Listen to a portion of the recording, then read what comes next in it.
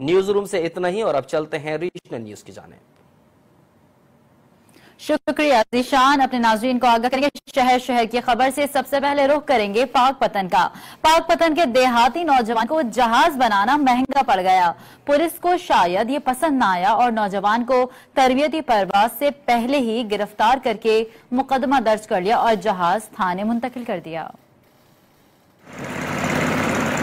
पाकपतन के नवाही गांव 50 एसपी के रहायशी नौजवान इंजीनियर मोहम्मद फयाज को बचपन से ही इजादात का शौक था। जमीन भी फरोख्त की और बैंक से कर्जा भी लिया और 1 साल दिन रात एक करके बिलाखिर 2 सीटर छोटा जहाज तैयार कर ही लिया।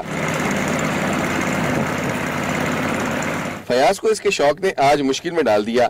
पीर का रोज टेस्ट फ्लाइट के लिए मुकर्रर हुआ। सैकड़ों देहाती फयाज का कारनामा देखने के लिए जमा हो गए। इंजीनियर फयाज चक 50 एसपी नहर के पुल के करीब लोगों की मौजूदगी में हेलीकॉप्टर उड़ाने का कामयाब मुजाहरा कर रहा था कि पुलिस पहुंच गई।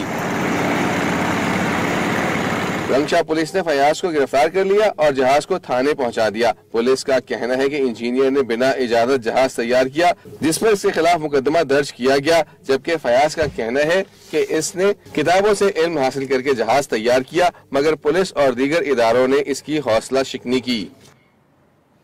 तब्दीली